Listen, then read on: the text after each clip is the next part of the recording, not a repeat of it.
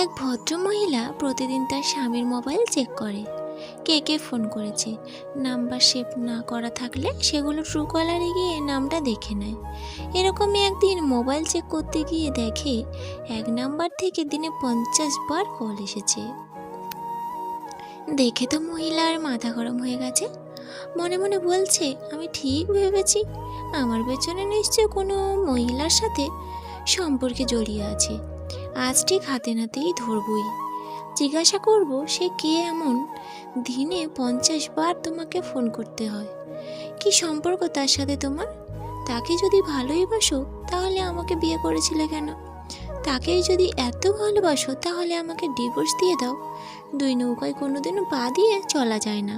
তুমি ওর সাথেই ভালো থাকো আর আমাকে আমার মতো ছেড়ে দাও।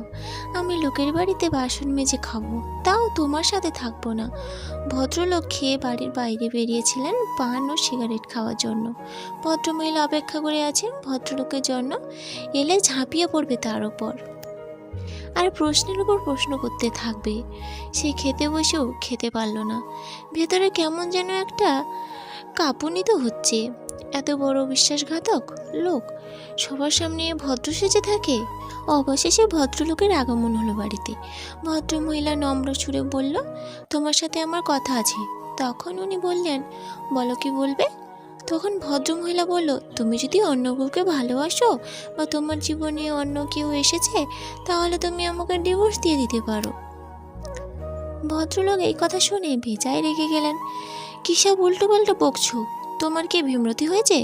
তখন ভদ্রমহিলা বললেন, বিমৃতি আমার ধরেছে না, তোমার ধরেছে।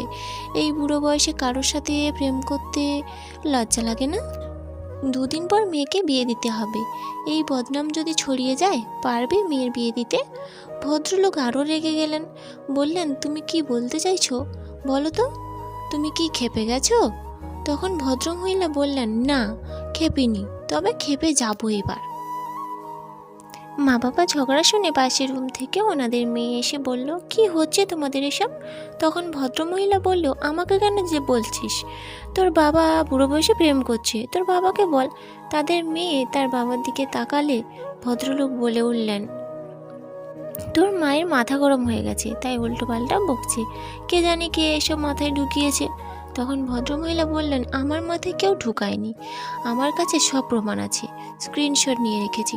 তখন তাদের মেয়ে বলল, কই দেখি স্ক্রিনশটটা। ভদ্রমহিলা তখন দেখালেন। স্ক্রিনশট দেখে মেয়ে হেসে লুটোপুটি। তখন ভদ্রমহিলা বললেন, তুইও কি খেপে গেছিস? প্রমাণ পেয়েও হেসে লুটোপুটি খাচ্ছিস? তখন হাসতে হাসতে মেয়ে বলল, মা এটা জিও ফাইবারের ওয়াইফাই নাম্বার, তুমি বাবাকে 50 বার কল করেছো, ওটা বাবা সেভ করে রাখেনি। ভদ্রমহিলা নিজের ভুল বুঝতে পেরে রুম থেকে চুপি চুপি বেরিয়ে গেলেন।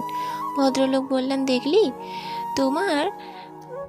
তোর মায়ের যত বয়স বাড়ছে তত সন্দেহের প্রবণতা বাড়ছে। তখন তাদের মেয়ে বলল, বাবা মা একাকিত্বে ভোগে, তুমি তো অফিস যাও, 5টা মানুষের মুখ দেখো, এসে বন্ধু বান্ধবের সাথে আড্ডা দাও। মা তো একাই বাড়িতে থাকে। মানুষের যত বয়স হতে থাকে, বিশেষ করে নারীরা একাকিত্বে ভোগে। একটু মাকে সময় দাও, একটু ঘুরতে নিয়ে যাও, বেশি কিছু নয়, একটু হাতে হাত ধরে দুজনে ঘুরে এসো। বড় রেস্টুরেন্টে যেতে হবে না, রাস্তার পাশে ঠেলাতে ঝালমুড়ি কিনে খাও, দেখবে মায়েরও ভালো লাগবে, তোমারও ভালো লাগবে। তখন আর তোমাদের মধ্যে এই সন্দেহটা থাকবে না। প্রতিটা নারী চায় তার স্বামী তাকে সময় দিক। এটা কোনো পুরুষই বুঝতে চায় না। তারা ভাবে তাদের ওপর সংসারের সব দায়িত্ব ছেড়ে দিয়েছি তো, শাড়ির ওপর শাড়ি, গয়নার ওপর গয়না দিচ্ছি। তাদের আবার কিসের অভাব? তাদের অভাব এক সঙ্গীর, যার সাথে দুটো মানুষের কথা বলবে, যার সাথে একটু সময় কাটাবে। প্রতিটা মহিলা শাড়ি গয়না চায় না, চায় তাদের স্বামীর কাছ থেকে একটুকু সময়, যেটা অনেক পুরুষই দিতে চায় না।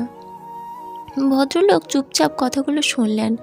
সব কথা শোনার পর বললেন, তুই কবে এত বড় হয়ে গেছিস, বুঝতেই পারিনি। জীবনের সত্যিটা তুই আমার চোখের সামনে তুলে ধরলি। এরপর থেকে তোর মাকে আমি আমার সাধ্য মতো সময় দেওয়ার চেষ্টা করব।